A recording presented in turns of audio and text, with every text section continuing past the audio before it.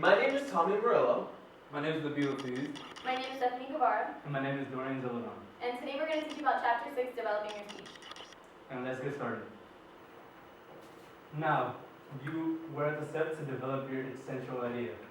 Having stated the specific purpose of your speech is the central idea. The central idea is one sentence of your speech. The central idea is basically your thesis, where you have your 3 points, and your thesis is not like 5 sentences, it's obviously one sentence.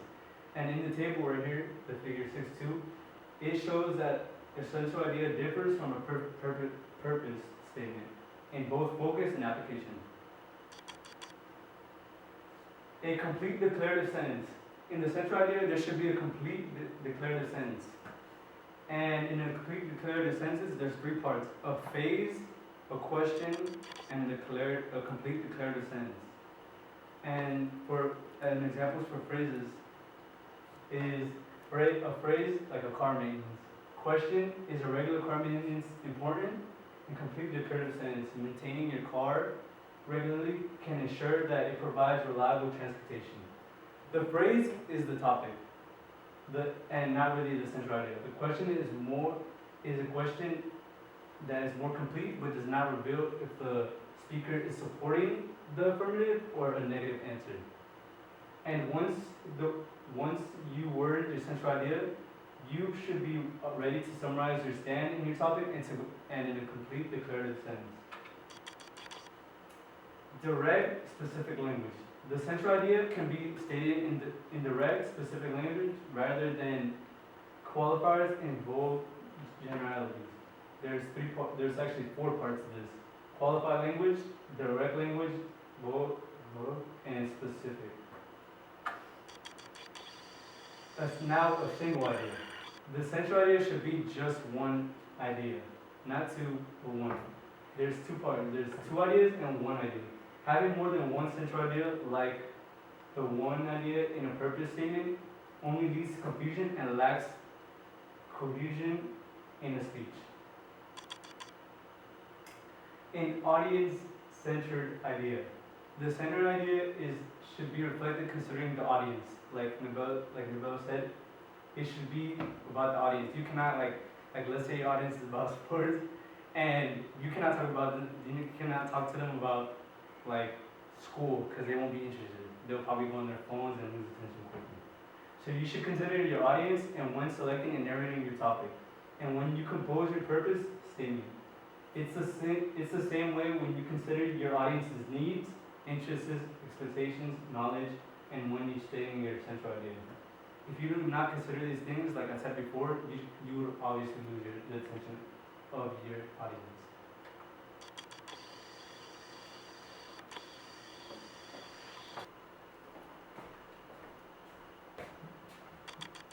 Select and narrow your topic. You first have to choose a topic, then you need to narrow the topic down until you can fit the timeline. Sometimes you can eliminate both of these topics, both of these steps, because the topic has been chosen and properly defined for you. At other times, your professor might tell you what kind of speech is required, for example, persuasive, informative, or entertaining, but allows you to choose a topic. You soon realize that your success of the speech, may rest on your decision. But how do you go about choosing a topic? Guidelines for selecting a topic. You should always consider your audience.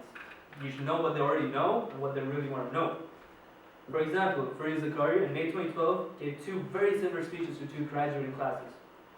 But the main focus was not that duplication of the speech, but it was her failure to tailor each speech to a specific audience. Another thing you should always consider is occasion. For example, Mark Twain was invited to give a speech on the famous American poet's 17th birthday. He got up when it was time, and he came out with a humorous sketch of whose birthday was, of him being a drunken, card-playing traveler in Nevada. Used to the humorous applaud, he was stunned because he got none. And what did he do wrong? Did he not start off his speech with the humor? He had everything. But what he did not consider was the occasion. Another thing you should consider is yourself.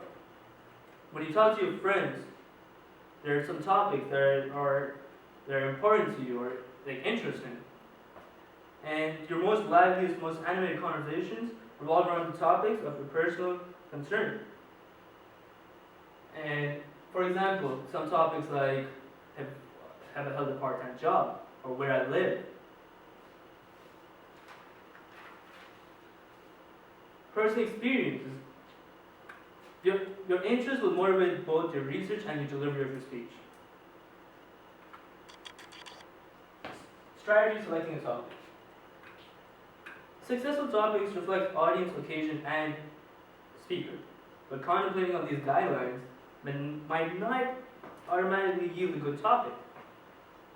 Sooner or later, you will find out that sooner we find out ourselves that we're unable to think of a good topic.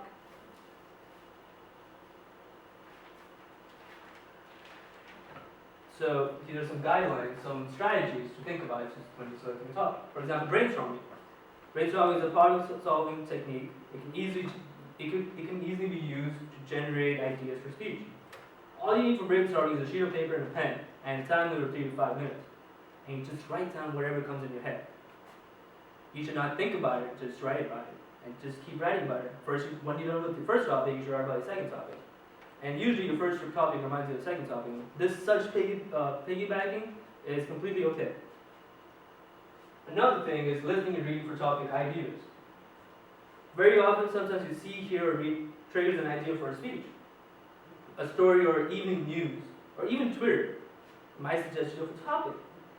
Chances are that a topic covered in one medium has been covered in another as well.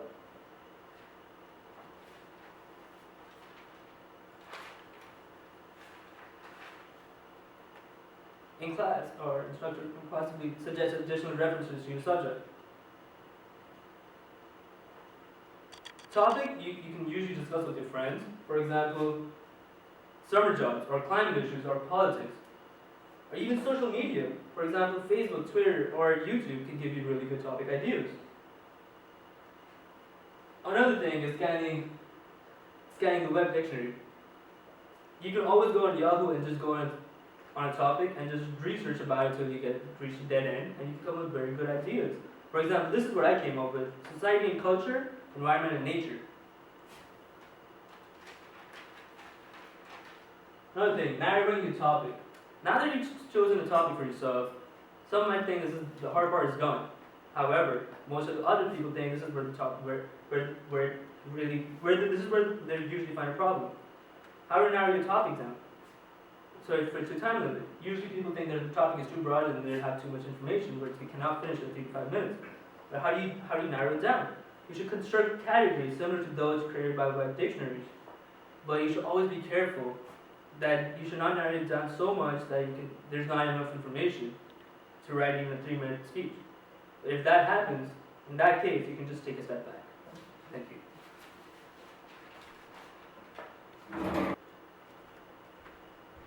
So once you've chosen the topic, you need to determine your purpose. There's 2 purposes that you need to include in your mind. It's specific purpose and determining your purpose, the general one. So you have to ask yourself, what does the audience want to obtain from my speech? And what do I want them to learn from? So that's something we're going to get into right now. And these are really critical noticing. So your 2 purposes are the general purpose, which is deciding whether your speech is to inform, to entertain, or persuade. And then your specific statement is a statement you want to make at the end that makes it clear to what you're saying in your speech. So your general purpose: to inform, to persuade, and to entertain. Basically, to speak to inform, you want to be a teacher. You're giving information to the audience that you want them to learn and obtain something from. Basically, they give listeners information. It defines, it describes, it explains a person, a place, or a thing. So you want to make sure that it's clear to your audience of what you're speaking to inform to, and it wants to increase the knowledge of your listeners. The general purpose: to speak to persuade. You want to give your idea to the information to change or reinforce their idea of something. So if you want to change their mind about wearing a specific shirt, or you want to change their mind about the way that they see something, that's to persuade something. And they want to reinforce the audience attitude of the behavior of the topic. So should they like it, or do you want them to not really enjoy it as much, or do you want them to really enjoy it? And this one wants to increase the knowledge of their listeners. So the more they talk, the more knowledge the listeners get, and the more they think that they like it or they don't like it. Now, speaking to entertain, entertaining the audience is your biggest goal. You at least want them to laugh or think that your performance is funny, and to at least get a smile on their face. So entertaining speakers try to get the audience to relax, smile, and just enjoy the general purpose of the performance. May inform the listeners, but they provide knowledge is not their main goal. They don't really want to get the knowledge out as much to you as what they want you to enjoy it for. And their main objective is to produce at least a smile and at least a laugh. Now, your specific purpose. This is a statement that you say at the end, so it makes your audience clear of what you're speaking about. Use words that refer to observable or measurable behavior. So make sure that it's clear and to the point. Don't use any words that could default it or make it misinterpreted. And make sure your statement is clear and to the point. So an example of not something to say would be, at the end of my speech, the audience will know how to prepare some vegetables. Instead, be clear and make sure you're exactly knowing what you're saying. So something you could say is, at the end of my speech, the audience will know how to wash, cut, and prepare my vegetables.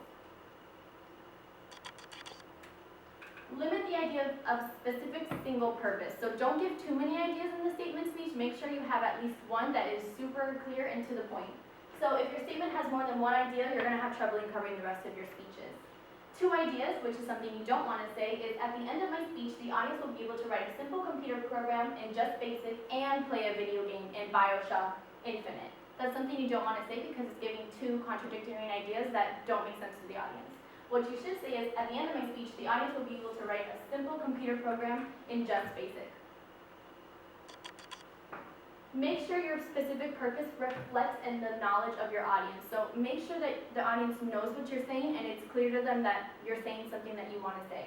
And be aware that the importance of the specific purpose is critical to effective behavior and the expectations of the knowledge of the level of your audience.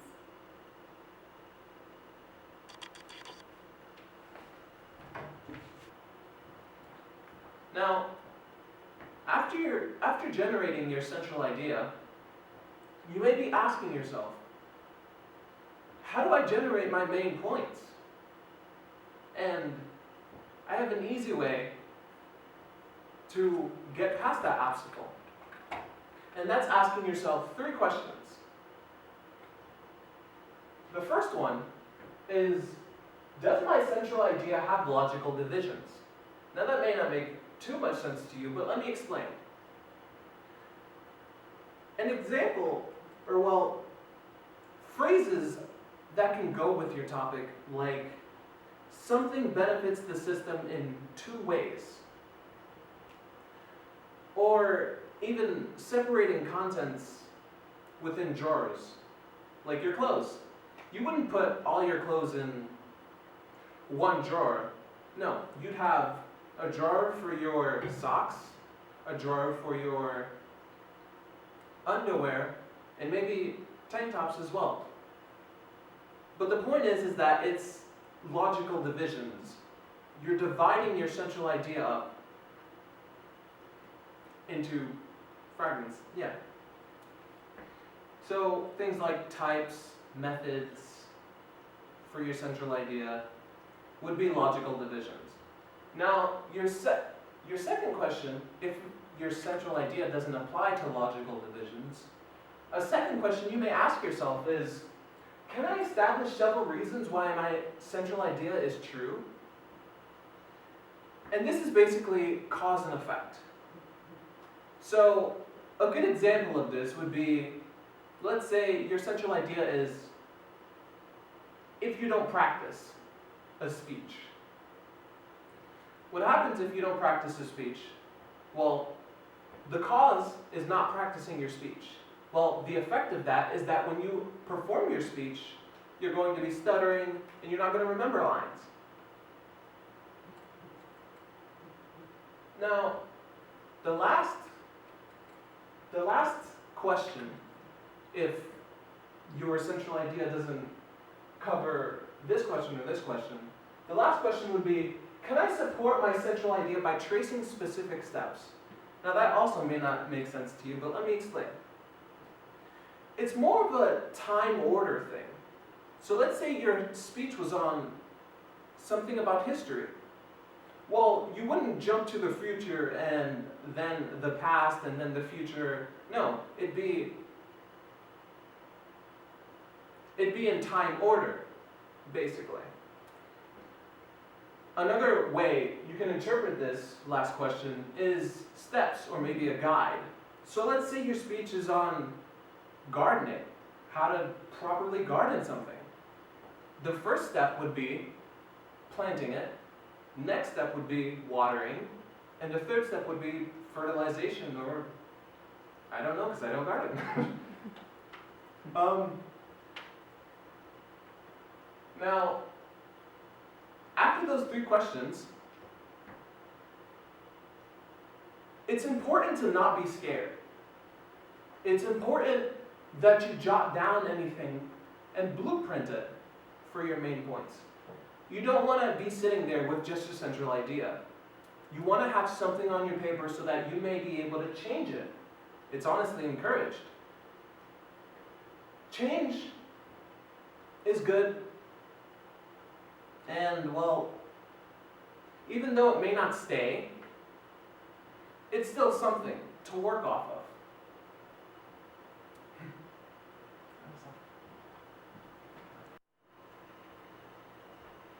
And finally, meanwhile, back at your computer.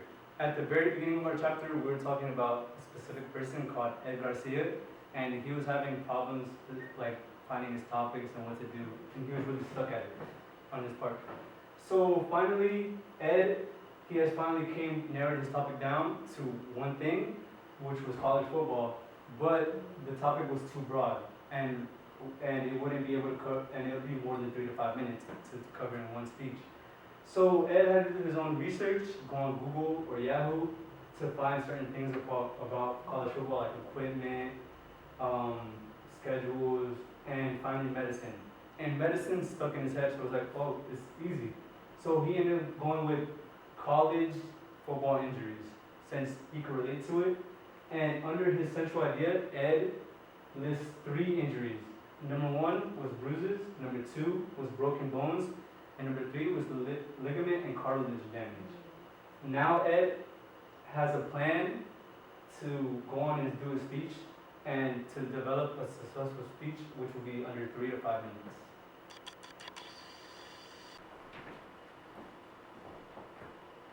And that concludes chapter 6.